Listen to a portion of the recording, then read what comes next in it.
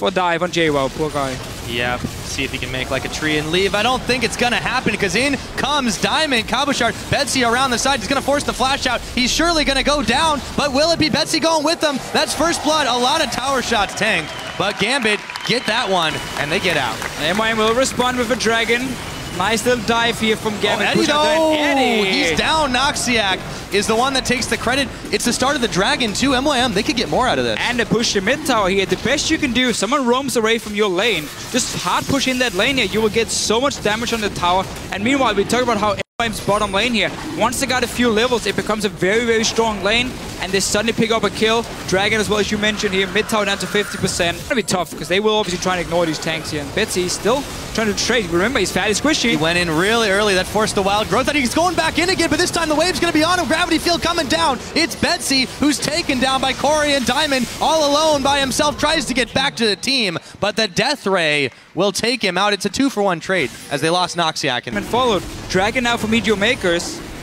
That's number 2. I mean, it is number 2. Mid tower will go down as well. It's one hit. Doesn't even matter who hits it. It's gonna die. They're basically swapping around the map and saying, okay, you get vision on the bottom side. We make sure we're going to your jungle and getting on the top side. Hor, though, he's trading on Betsy. Yes, he is. See if he can keep him slowed down there. He's going to be dashing in. Oh, there is going to be a big combo as Jwaow comes up with a pick. A teleport in for Cabochard, but is it going to be a little bit too late for a Gambit? Noxiak, Horo, all low, so is Kori, but he's the one backed out of this one. Zanya's Hourglass won't be enough to keep Cabochard alive, and it is a clean 3 for none. He got dropped, and then suddenly Cabochard just found himself all alone.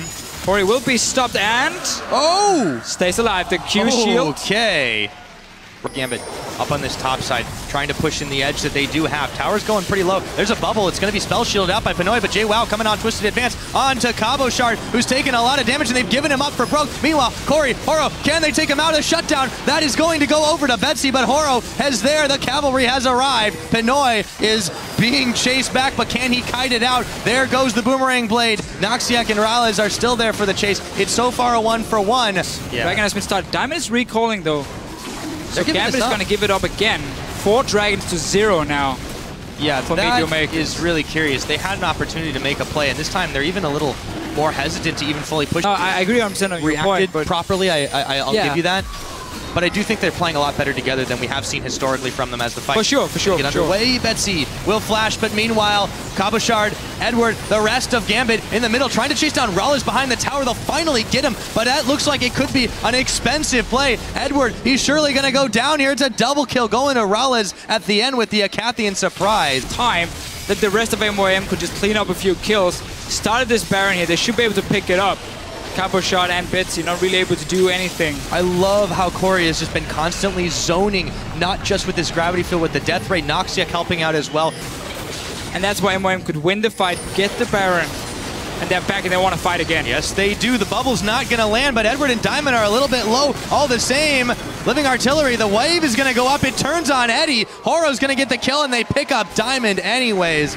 Icing on the cake at this point. Gambit, they're being shoved in so hard. 34.5 minutes into this game, and you can just see how well they've been able to scale up.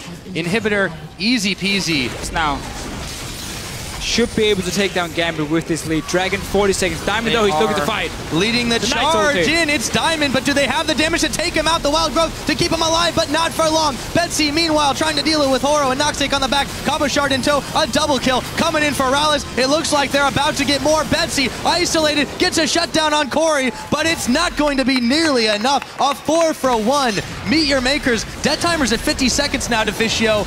They look like they might want to end. They're pushing in. They got a few minutes here. No super minions yet, but they're coming down from the mid lane. Meteor Makers, they're looking fantastic today. They've been tanking turrets up too. Horo, are they going to do it again here? It's actually Jwaow that tanks it up. Cabochard, they're trying to push him back. Nexus turret starting to go down, but it might be a little bit too hefty for them to take just yet for clearing out the jungle so far, but they are zoning Diamond away. Look at that, the bubble is on as well. Vengeful Maelstrom for Jwaow after he teleported in, trying to keep them from getting in there. They do secure Dragon 5. Now this gets really rough for Gambit. Look at their health bars just evaporating. Diamond can't even get out. MrRalleZ picks up his 5th kill of the game. Pinoy spell shields away the Twisted Advance, but Jwaow still closed the gap. Pinoy now trying to run away from everything. A double kill. Meanwhile, comes in as MrRalleZ picks up Edward. had Gambit not fallen so far behind, they would have been able to dive onto MYM like this and try and pop their carries, but they simply took some wrong fights, and look at Kori. Talk about that Viktor late game. Man, that is some serious damage. Be our way of peeling for our 2 immobile carries, and Gambit ran right into it. Got caught out, ended up dying for it. We talked about their fairly risky builds, the Trinity Force on a jungle Hecarim. That's such an expensive item. They are looking very good in that regard. A massive lead for them in every department. However, they were trying to make something happen on the side of Gambit. Diamond just gets melted.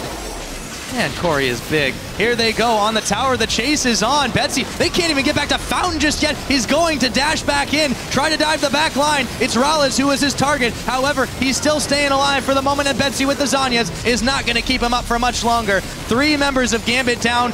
A tower on the inhibitor now. They're going to be able to push this one in. So many minions here. Gambit Gaming, they're going to be out of this one. Teleport doesn't even really matter. Nexus goes down, and Meet Your Makers could still make the playoffs. Yeah, on paper, this looked like a game Gambit should win.